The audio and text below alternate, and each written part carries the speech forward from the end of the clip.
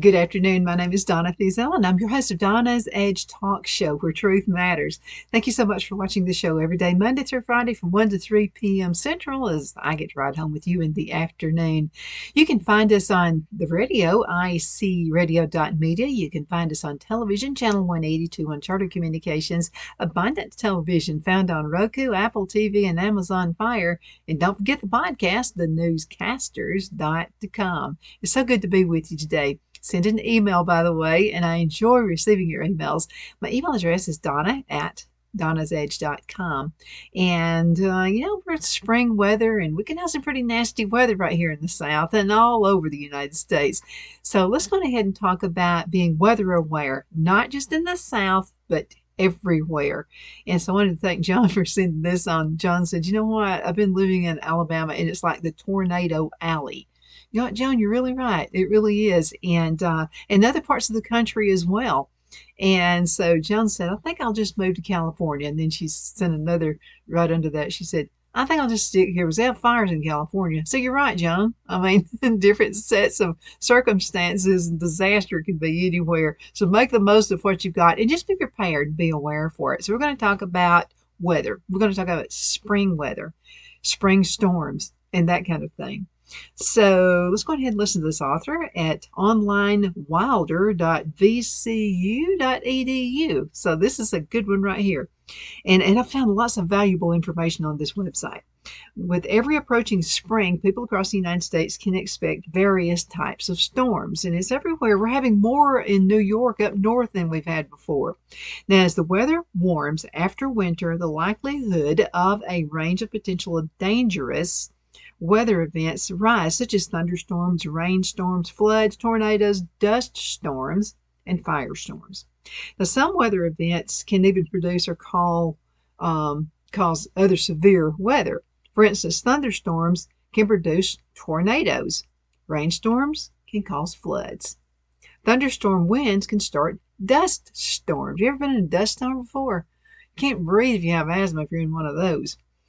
Atmospheric scientists and meteorologists typically classified storms based on their level of severity. So, in other words, severe thunderstorms are more heavy than rain showers and lightning. They also exhibit at least one of the following elements: 1-inch hail or larger, wind gust over 57.5 miles per hour, tornadic conditions, or tornadoes.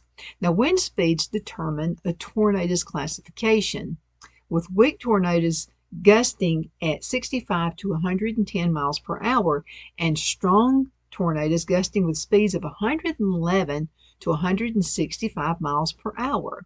The most violent and dangerous tornadoes can reach wind speeds of over 200 miles per hour. Imagine what that can do to your property and to you.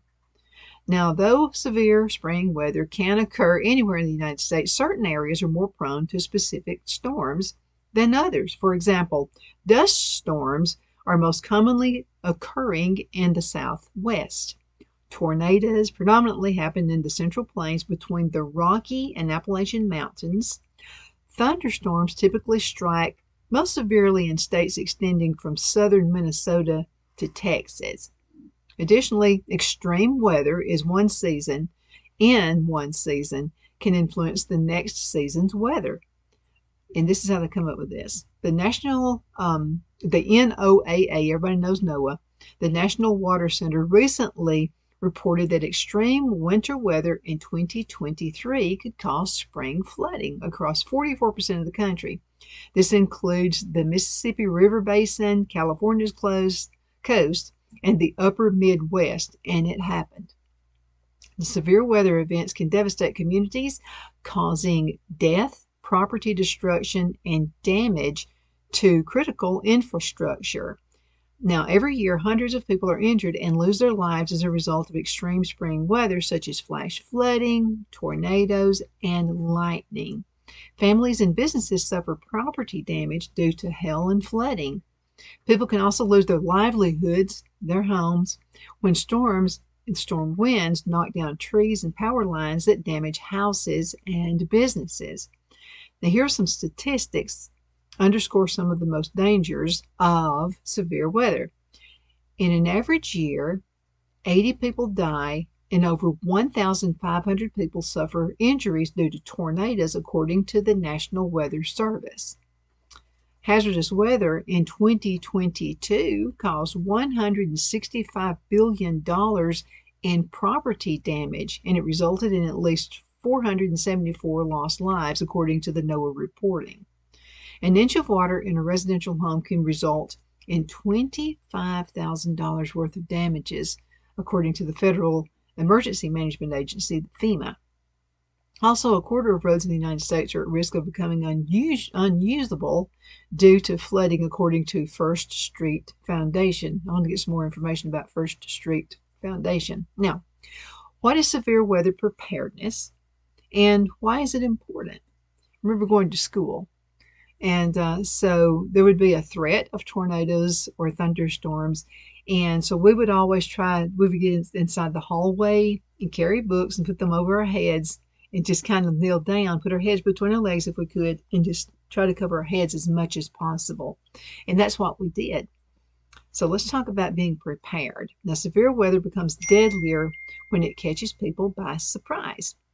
However, planning for severe weather as part of the general emergency preparedness gives communities their best chance at limiting the destruction caused by severe weather threats. And there are a number of communities where you can go into maybe a church basement, and they'll put that on their Facebook page and tell people, come here to be secure. And so that's helpful as well. And also you have some city halls, town halls that are that way as well. Now, severe weather preparedness involves knowing the hazards posed by specific weather events, knowing when severe weather events will happen, and by monitoring forecast, weather advisories, warnings, and watches. Preparing how to stay safe during and after severe weather events. Now, severe weather preparedness requires thoughtful planning, developing emergency plans, and reviewing them with family members or employees ahead of time. And that can empower individuals to remain cool-headed. Kind of like you get married and you have the event before the wedding where you practice. That way you know what to do. Okay, now this can empower individuals to remain cool-headed and take life-saving actions during tense situations. Gathering supplies for various emergency scenarios can also prove to be very valuable. Now, these include such indispensable items as medicines, water, and food. Additionally, establishing in advance ways to manage the special needs of the elderly, pets, children, and individuals with disabilities can better ensure those who are most vulnerable to remain safe. And this is another situation that's extremely important. And that's if you have a storm shelter. Well, if the only time the kids ever hear you talk about the storm shelter, or maybe you have one in your backyard or somewhere around your house, the only time you talk about it is during a disaster, you're going to freak them out. And if a tornado warning comes or a thunderstorm warning comes and you say, okay, let's get in the storm shelter, they start freaking. I mean, anybody would. So the best thing to do if you have a storm shelter or somewhere you like to go in case of bad weather, get the kids prepared for it, and even yourself. And maybe have it to be a nice, cozy place. If it's in a basement or if it's in a structure outside of your house, put some toys in there. Just go in and out of there periodically. Leave the door open.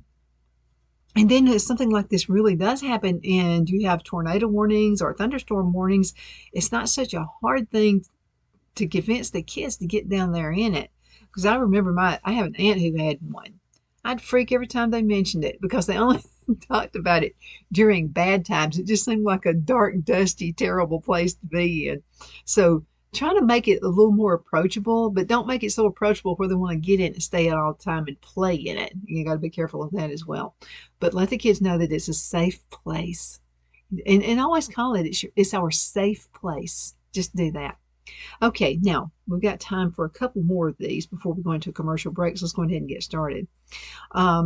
Okay, now, why is it important? We know that, did I skip down too much? Okay, here we go. How climate change, they say, is intensifying the destructive nature of severe weather. So let's talk about that for a few minutes. And the weather is a little different. I think some of it's provoked to show more than it should be. But anyway, let's go ahead and talk about this. Unfortunately, climate change has been shown to provoke more frequent and more severe weather events. In recent years, the situation has grown progressively worse in terms of loss of life and property damage. Now, this developing reality highlights the growing importance of severe weather preparedness. Now, I wanted to say this. I remember we moved from Oxford, Alabama when I was a kid. I was 14 years old, and we moved to another area again at 14. And that particular year, it seems like it comes in cycles.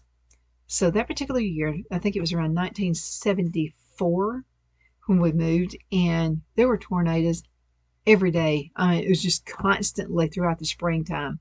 Tornado warning or a thunderstorm warning. Again, every single day there was a lot of damage in the community. A lot of people lived in mobile homes. You didn't want to live in a mobile home during that time because they would just be twisted with the wind. And then we would see houses that looked like they would be indestructible that were just torn up. And then I remember going to visit my grandparents in Oxford, and we went through the Oxford area, and there was a hotel, and it was close to the water treatment plant, but there was a hotel there, and you could see where a tornado went through it, and it just shaved the bricks off of the building. And that was a scary time. But then the next few years, it was almost non-existent. But I will say this, on the trends and bad weather, it does seem to happen in trends. It seems to happen like every few years is going to be worse. It'll be worse than it was the previous few years. So let's go ahead and talk about this when we come back from a commercial break. We'll be right back in just a few minutes. Hang in there with us.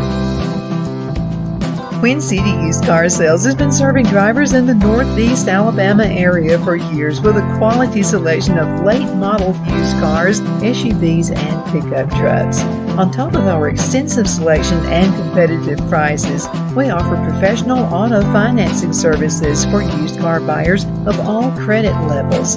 Whether you've just begun your search or you're ready to secure your next vehicle, at Twin City Used Car Sales, you will drive away with the vehicle of your dreams.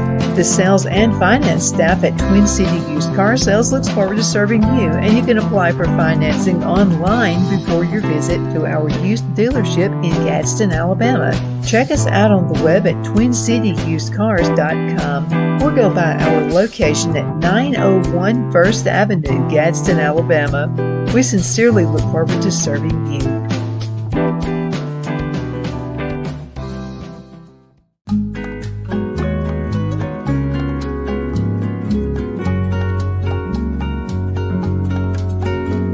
At Lamone's Mexican Restaurant, located in Henniger, Alabama, and voted Best Mexican Restaurant of DeKalb County, Alabama 2020, we're here to serve you with authentic Mexican cuisine. Order easily online by going to lamonsmex.com or call 256-657-3999 to place your order. We're open Sunday through Thursday 11 a.m. to 9 p.m. and Friday and Saturday 11 a.m. to 10 p.m. Whether you're celebrating a cozy date night for two or a celebration for a crowd, at Lamone's you'll love our atmosphere and friendly servers. Thank you for dining with Lamone's Mexican Restaurant.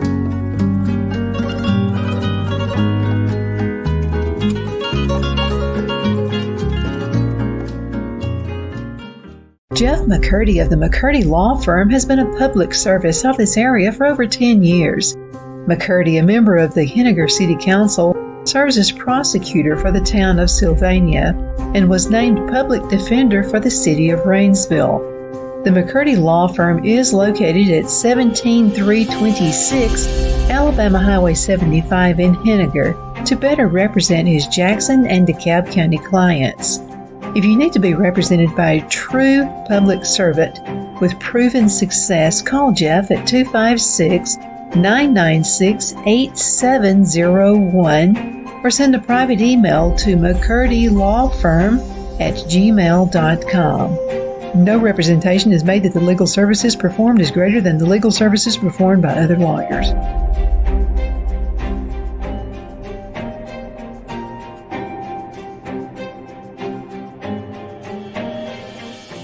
At Liberty Bank, we're all about community, whether it's to help with a charity fundraiser or help families in need. Toys at Christmas or a local football team, we're here for you. You see, we realize the importance of family. Sometimes it's to build a new home or necessary home repairs. We're here for you.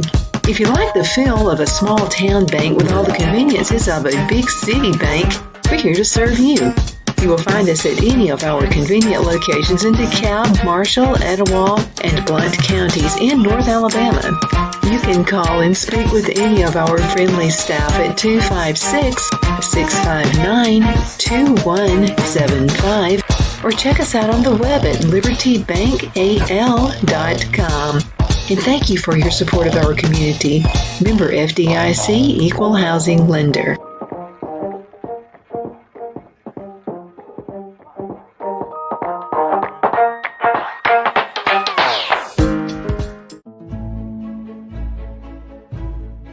The Hatter Cafe and Country Inn is nestled in the northeast corner of Alabama the Beautiful in the delightful town of Mentone. We're located on top of scenic Lookout Mountain near Little River and DeSoto State Park and located only 5 minutes from shopping and restaurants. There is also a nearby community walking path and golf course. We welcome everyone through the doors and we are committed to outstanding service for all guests. At the Hatter Cafe and Country Inn, we invite people from all walks of life to come and get away from it all, enjoy the open spaces, treetop views, fresh, clean air, and experience Southern hospitality at its finest. We look forward to hosting you. To reserve a special event, or if you would love a special getaway at the Country Inn, you can call us at 256-634-2018. Okay, so we're back. My name is Donna, and I'm your host of Donna's Edge Talk Show. We're talking about the weather and how to be prepared for it. You know, when you're talking about bad weather, it just helps to know that each person in the family has their thing to do. And this reminds me of an old I Love Lucy episode where Lucy was pregnant and she was about to have the baby. Well, they practiced. They knew exactly what they were going to do. One person was going to have the coat ready. One person was going to have the suitcase ready. One person was going to have the door ready. They knew exactly what they were going to do until Lucy comes in and says, "It's time. Got to go to the hospital." And then they start bumbling over each other. But the whole idea about that particular segment is it didn't offer enough time. They did it that day, decided to go ahead and get a plan and just it wasn't enough time for them to prepare for it. But prepare for it before the storm hits. Don't just start focusing and telling people what to do during the storm. That's not a good time. Now we're talking about how weather is changing. So consider these following statistics about the impacts of severe weather. And this could be about 100 years ago, just like it is today. So NOAA data shows the number of billion-dollar natural disaster in the United States has increased nearly sixfold since the 1980s. But I'm just telling you, I remember in the 1970s it being rough. I mean, it was pretty bad. NOAA has predicted above average hurricane seasons for the last 7 years in a row. Wasn't as many last year, but you never know what it's going to be. Analysis has shown the number of deaths due to issues such as infectious diseases and injuries associated with hurricanes and other tropical storms, and they rose by 33.4% in the months following the initial event. The probability of a hurricane rapidly intensifying has grown from 1% to 5% since the 1980s. But again, I remember hurricanes in the 70s. I'm going to tell you there were some destructive ones. As a matter of fact, we even, living in Anniston, the Anniston area, Anniston, Alabama, for you folks who don't know a whole lot about the towns of Anniston, a hurricane actually went all the way up into Anniston, and we had storm damage like crazy. The roof was just almost blown off the house. Now in 2020, 13 severe storms, 1 wildfire, 7 tropical cyclones, and 1 drought caused $95 billion in damages. It killed 262 people, set a record for the highest number of billion-dollar climate and weather disasters that happened and occurred in one single year. That was the year. We had COVID and all those things happening. Now, the positive impact of severe weather preparedness. So let's talk about that. Despite the grim numbers, we need to know all that, but let's not dwell on it. Let's talk about what we can do to make it better. There's a way to stay safe in the face of potential disasters. Stay informed and have a plan for severe weather. So generally, when people pay attention to and act on information related to severe weather threats and hazards, they fare better. Now, there are those, I remember hurricanes coming through and people saying, I'm staying in my house. I promise you, if I was living in an area out on the beach and people were mentioning, hurricanes on the way, you better believe I'd block up everything and get out of there. So most of the deaths came from people who wouldn't leave. They just kept staying there, even though they were warned we were going to have hurricanes. Here's an example. So in 1900, a deadly Category 4 hurricane hit Galveston, Texas. Now, at the time, the community did not have a warning system for natural hazards, nor did residents have evacuation plans in place. Sadly, 6,000 people died from the storm, and 5,000 people suffered injuries. That was not being prepared. The thing about a hurricane versus a tornado, I mean, you have to, where do I live? Do I live on the coast, or do I live, a little bit more inland in the United States or anywhere else in the world? At least with a hurricane, you got some kind of warning. Tornadoes, it could be like a beautiful sunshiny day, and it's all of a sudden, bang, here goes a tornado warning out like at last minute. So, it's kind of like that. Now, I would say more damage. I think I'd rather stick to the tornado area, though. Now, in contrast, when Hurricane Ian, also is a Category 4 storm, battered communities across Florida in 2022, warning systems were in place, which allowed many people to evacuate. We were talking about that. Though Ian had a death toll of 144 lives, examining the two storms side by side illustrates how preparedness can profoundly mitigate the impact of severe weather. Absolutely. Now let's talk about some tips for being ready for severe weather threats. Severe weather threats come in many forms, but some preparation applies to all weather situations. To begin, mindfully store important documents to protect them. Use a fire and waterproof safe to hold things such as your birth certificates, marriage certificates, immigration papers, entitlements for your cars, boats, etc., Social Security cards, passports, wills. For insurance purposes, this is what you need to make sure. Got to have your ducks in a row, okay? Because you don't want to be paying insurance premiums and then, you didn't dot the I, you didn't cross the T. So let's go ahead and get ready for that. For insurance purposes, take household inventory, record household contents when applicable, note serial numbers. Take photographs or video record the contents of each room. That's a grand idea. Man, some of the camera phones are better than some of these high-powered and very expensive camcorders. Okay, take photographs of high-value items such as collection pieces, jewelry, and artwork. Prepare emergency supply kits that include a battery-powered radio or internet device to stay up to date on weather reports, flashlights. Make sure you've always got fresh batteries for radios and flashlights. First aid supplies. You need enough water and non-perishable food and medication to last at least 3 days, depending on where you live. Now, if you live way out in the country, it could be longer than that. But most of us who live out in the country already have a plan intact. Emergency supply kits may also include copies of important documents, such as your home deeds for leases or your leases, insurance policies, pertinent medical information, birth certificates, and family and emergency contact information. So here's some tips and some strategies that outline ways to prepare homes and businesses for specific extreme spring weather events. How do you prepare for a tornado? Okay, in the event of a tornado, appropriate actions can help get you ready and lessen those risks of extreme events and what they can pose. Now, as a first step, individuals and businesses should establish tornado emergency plans that clearly identify where family members, employees, pets, and people with special needs can access safe shelter.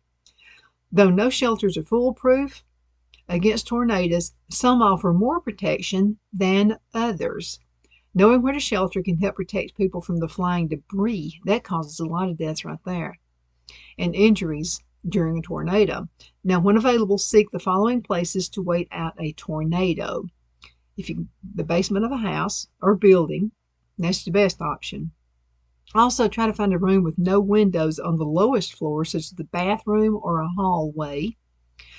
Parents should educate children about tornadoes, tornado watches, and tornado warnings. Now, these children should also be explained safety tips and where and how to safely shelter during a tornado. Now, preparing for a tornado in advance is especially crucial, as tornadoes can often strike with little warning. I mean, zip, they can be that fast.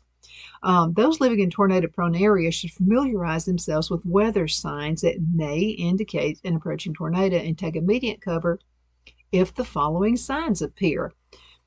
A dark or green-colored sky, maybe big dark clouds laying low in the sky, large hail, a roaring noise similar to the sound of a freight train. How many times have we heard somebody, they'll be on the news and they'll say, how'd you know you were under a tornado? It sounded like a freight train.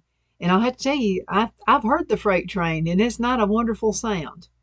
Now, here's how you can prepare for a thunderstorm. Thunderstorms put people and property at risk for injury due to lightning, high winds, heavy hail, and flash floods. However, by identifying a secure shelter and engaging in practice drills, individuals can stay out of harm's way. Preparing for severe thunderstorms can start with identifying a sturdy building to shelter in when possible. Those living in mobile homes and recreational vehicles should make plans to stay in alternative places nearby during thunderstorms. Now, families and businesses can practice drills to familiarize household members and employees about where they should go and what they should do before and during a thunderstorm.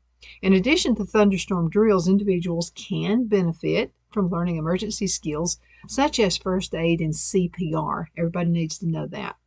Other helpful preparations for thunderstorms include cutting down and clearing dead trees and overgrown branches around a home or business, unplugging electronic equipment, securing or removing loose outdoor items such as large garbage cans and patio furniture. I'll tell you, it'll scare you to death on your front porch when a big wind comes by and blows an outdoor furniture into the window. That'll scare you to death. Make sure you're shuttering doors and windows as well. I want to thank you so much for watching Donna's Edge. My name is Donna, and I'm your talk show. I hope this helps in some way.